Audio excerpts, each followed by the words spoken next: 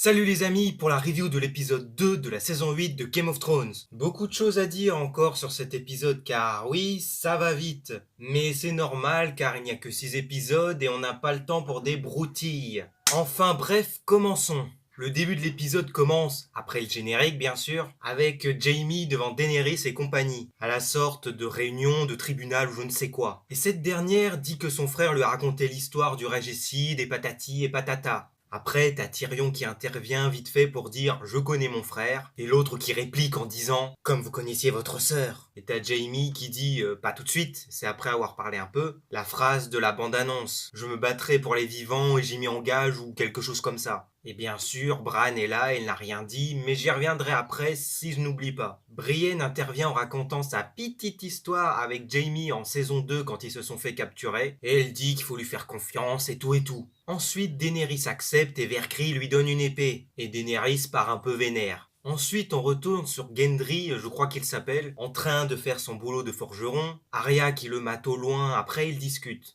S'il lui a fait son arme, il lui montre une hache mais il va en faire une autre. Ensuite, elle dit que la mort a plusieurs visages et voilà. Scène suivante, c'est avec Jaime et Bran. Ah, on l'attendait celle-là. Car c'est à cause de Jaime qu'on en est à 8 saisons maintenant. En gros, il a déclenché les événements qu'il y a eu avec les Lannister, les Stark et tout, en poussant Bran. On a eu des retrouvailles assez tendues, mais pas trop. Et l'autre qui lui demande pourquoi il l'a pas balancé. Raison toute simple. Sinon, ils ne se seraient pas battus à leur côté. Bran ne lui en veut pas et c'est le principal. Ensuite, on a les retrouvailles, même s'ils se sont déjà vus avant dans l'épisode, mais je parle surtout, on les revoit discuter, entre Jaime et Tyrion qui disent qu'ils sont contents d'être là. Ils débattent de Cersei, qu'elle a menti et tout et tout. Dans la foulée, on voit Podrick entraîner un gars au combat à l'épée. Sous les yeux de Brienne, Jaime se ramène et dit qu'il est fier d'être sous ses ordres pour la bataille. Ensuite, scène suivante. C'est une scène qu'on a déjà vue dans la bande-annonce, enfin le début, où on se disait, enfin que certains se disaient, que c'est là que Daenerys a appris que Jon est son neveu.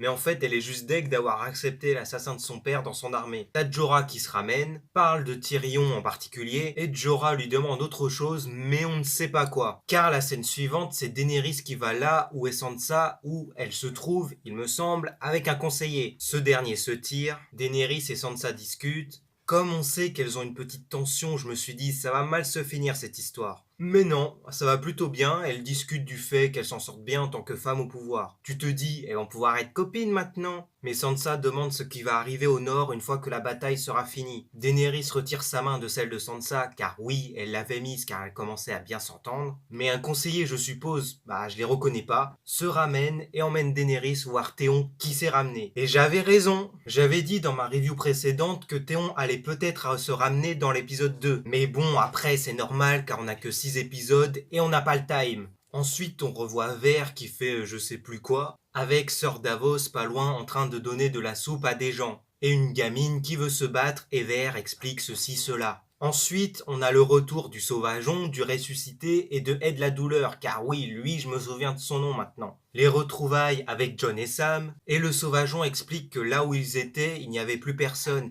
et qu'ils ont quasiment tous rejoint l'armée des morts. Car il y en a sans doute qui ont fui, et qui dit que les marcheurs blancs vont arriver le lendemain matin. Ensuite, on a un plan de bataille avec tout le monde réuni. Bran dit que le roi de la nuit le veut, et en plus, il a une marque. Théon va l'accompagner pour jouer les appâts, si je ne dis pas de conneries. Ensuite, on est sur Missandei et Vergris qui ont peur du futur après la bataille car ils sont mal vus. La scène suivante, Jon, Sam et Ed discutent tranquillou. Ensuite, Tyrion et Jaime discutent au chaud à l'intérieur devant un feu en train de boire. Podrick et Brienne se ramènent. Ensuite, c'est au tour du Sauvageon, qui veut toujours se taper Brienne, qui se ramène. Après, c'est Sir Davos qui se ramène. Scène suivante, on voit Sandor Clegane, le limier, en haut du château, seul. Arya qui vient, discute 2 secondes, t'as le ressuscité qui se ramène, Arya se tire pour aller retrouver Gendry pour retrouver son arme. Mais aussi pour autre chose. On s'en doutait qu'ils allaient finir ensemble, mais je m'attendais pas à ce qu'ils couchent aussi vite.